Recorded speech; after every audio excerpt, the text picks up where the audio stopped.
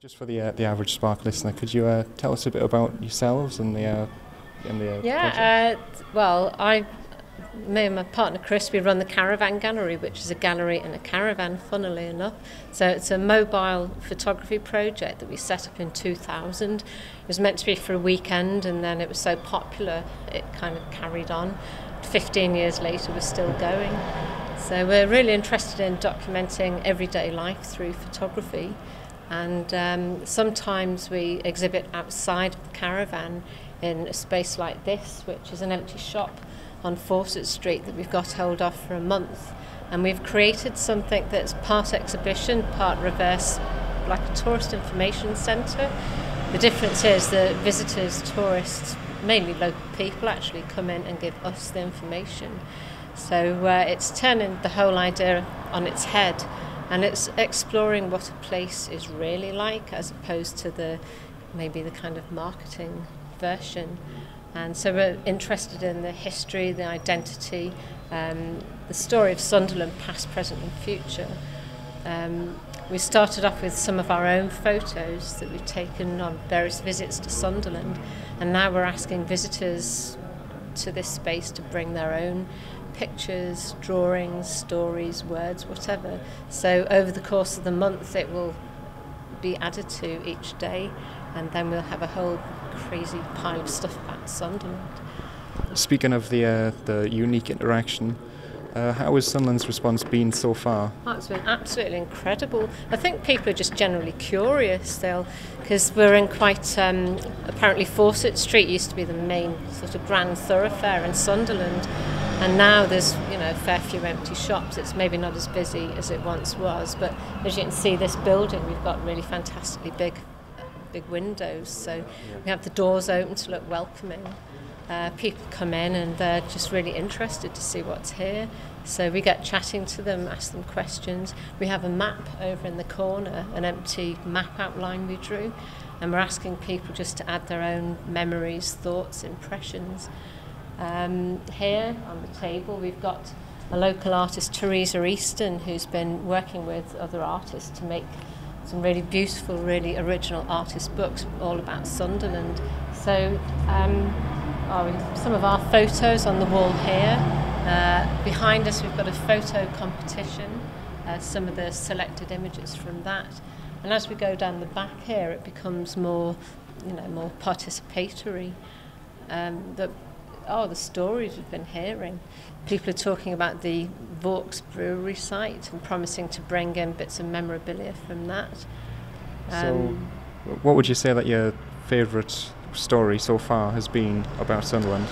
Well, it's interesting hearing about the local characters. We've heard about someone known as the Phantom or maybe the Spectre, and there's been a bit of debate about whether he's still with us. Apparently he is, and he's called Brian, which seems like quite an unusual name for a spectre. But what's interesting for us, we can have one image or one story up on the wall, and then other people come in and they'll share their interpretation and add things to it. Well, as a city that we could become the City of Culture in 2021?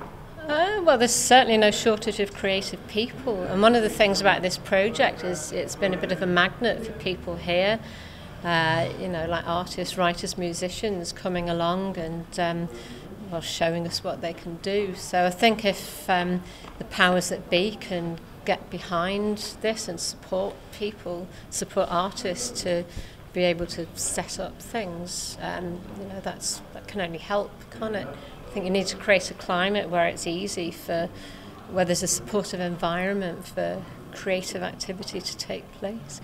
But if you can do a job as good as Liverpool, we'll be very impressed. Well, I think projects like this are, necessary for that kind of thing, very helpful, obviously. Can I just tell you as well that this is the first stage in a tour we're doing around Britain, and we're working here in partnership with the Northern Gallery for Contemporary Art, which is just down the road here in the library, the library building, and we have photos from an exhibition called Extraordinary. So it's about how extraordinary ordinary everyday life is in Britain. and just trying to encourage people to look around and see just what's on their doorstep, really. So that's in that building, and the idea is to encourage maybe people who are passing here, because it's pretty visible being on street level, to go and have a look in the library and the NGCA to, maybe they haven't visited before. If we meet interesting people wherever we go, some places tend to be more forthcoming, some people are a bit more reticent. I think here it's a very kind of down-to-earth friendly place. People are obviously passionate about where they live, but there's a sense of, a lot of people have been talking about how they wish certain buildings hadn't been torn down, for example, and I think they feel like there needs to be a bit more love and attention lavished on the place. So I think it's quite difficult. You've got Newcastle and Newcastle Gateshead nearby, and in certain respects you can't compete with somewhere like that. So I think you have to think, well, what have we got here? What can we make here to make it unique and special? Give people a reason to come here. And the fact that there's no tourist office is a bit kind of disappointing. It's almost as if a place is saying, well, we're not really expecting anyone to come, so maybe that's something that could be addressed. People have also said, well, this used to be the biggest shipbuilding place going, but there's not a lot of trace of it now. So how long are you still in Sunderland then?